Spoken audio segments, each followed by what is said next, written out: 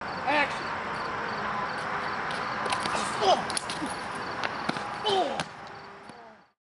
I absolutely consider budget when you're writing. There was this filmmaker raised in Bloomington, Minnesota, named Josh Miller, who is responsible for the Dorm Days movies. He did an independent film that really influenced me called Hey, Stop Stabbing Me. And he said, well, write for what you have.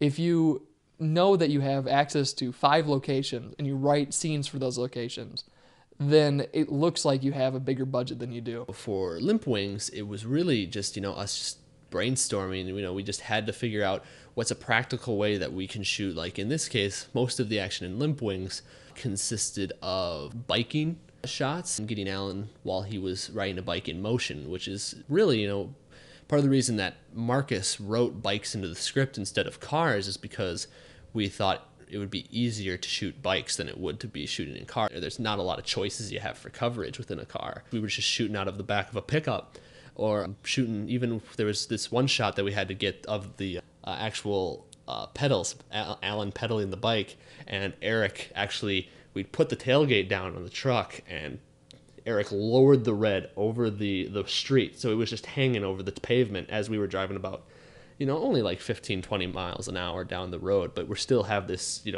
$50,000 piece of equipment hanging over the pavement as he's getting this shot of the bikes.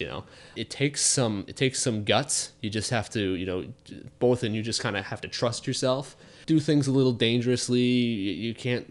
We definitely took safety as a precaution throughout. We were very careful during this stuff, and thinking about that stuff, taking cautionary measures the entire time. But you have to have the balls to do it. It's got a lot of action sequences, and it's not even so much that there are a lot of gunfights and a lot of car chases, because the film itself doesn't have what I would call, big over-the-top action sequences. It has just a lot of moving around. And one thing that was interesting with that is that the camera was always moving. So it was just a matter of finding the angles, keeping a lot of takes with very short sequences of action. Because there are parts where there's a fight scene that takes place inside a car. There's a very brief shootout towards the end. And just kind of keeping the camera alive and getting it from as many frickin' angles as possible, and just kind of getting enough so that you can actually keep track of where all the characters are in a space, because it's really easy to get lost if you just use like 2 camera angles like you would for a dialogue scene. When my cinematographer Ben Efron and I were discussing this film, a lot of inspiration was had from the Evil Dead movies. Sam Raimi's a pretty big inspiration of mine. I really enjoy the Evil Dead films, and their combination of camp and horror is something that I enjoy immensely. As Ben and I were talking, he wanted the end of the film to get more eerie, like just as we kind of moved on and we get to the final locations, that everything just starts to get a little bit different than the rest of the film. And we actually, it wasn't really intended, we kind of just made it up on the spot, and it ended up working out quite fantastically to both accomplish the homage to Sam Raimi and to get us into the logic of the scene, that they would actually, try and shut down the place instead of just running through it like a lot of people do in horror films, where they don't take the time to actually prepare like you would in reality. Big shootout scene at the very end of the movie, where there's 10 or so henchmen, people getting hit by cars, there's guns, people getting shot. It's just kind of like a big mess of crazy action. And we knew going into it that it was going to take up about a quarter or so the length of the entire film. So we knew that we had to get the time and we had to get all the people. Because not only did we need our crew that we've been rolling with, but we also needed all the extras. And so we worked it out where we shot the whole thing over the course of 2 days. And it was just a lot of running around where it's like, okay, now we have to do this stunt. We have to do something where 2 henchmen turn around and they get hit by a car. And of course we cheated a lot of that stuff. We just did really simple forced perspective. And there's this fun little part where our main character, Gunnar, jumps out of the moving vehicle he's driving, and he leaps out, rolls, grabs a gun, ends up on his feet, pointing the gun at the bad guy in just this huge crazy over the top hero moment, and then you can see that the car that he was driving just kind of keeps going, just kind of drifts off into the distance. We ended up having to have an extra squatted down in the passenger seat, really carefully, with his foot over on the gas, head down really low, driving this phantom car. From the beginning, there was a big action scene, and it just grew bigger and bigger and bigger. And when you're shooting that with no money, no stunt men, I guess a huge obstacle that I had to overcome was all we had was people willing to give things a try. So we had to have figured out how all of these guys were going to go down and how the good guys were going to win the battle. And I think it took about 3 hours on set of practicing what we were doing. You run over here, you get hit in the stomach, you go down. You run over here, you are going to be coming around the back of him. He's going to spin around and kick you in the face.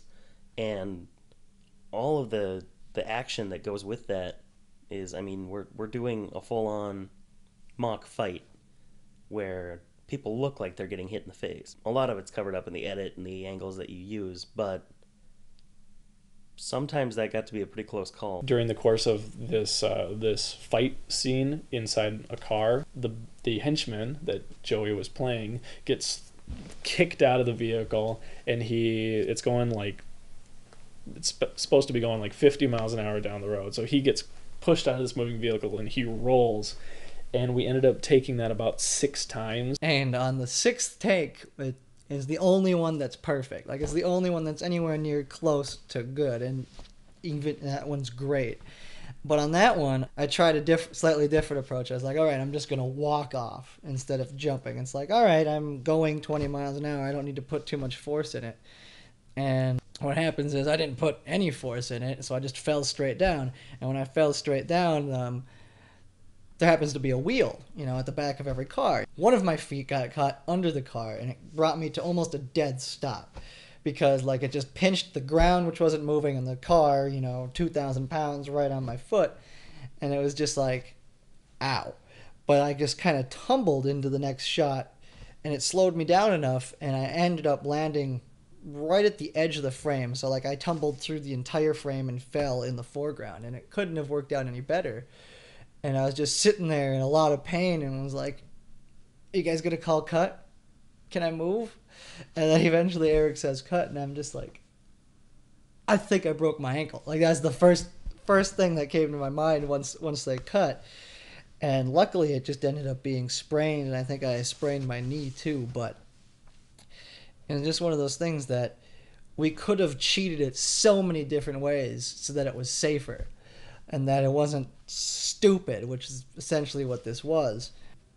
But at the same time, it's still I've still been inspired in the past, and I'm still looking at possibly going into stunt training in near Seattle. We bought some pads, these workout pads is what they were, and they're like yoga mats, and they're things that you would put in a home exercise room so that there's a little bit of padding, and it worked out pretty well for most people. I had to be flipped over by Jamie Godding, the lead actress. After multiple takes of things, your padding kind of gets shifted around. So by the end, I basically was just being flipped over onto concrete, and I had to tough it out, which I later found to result in a cracked rib.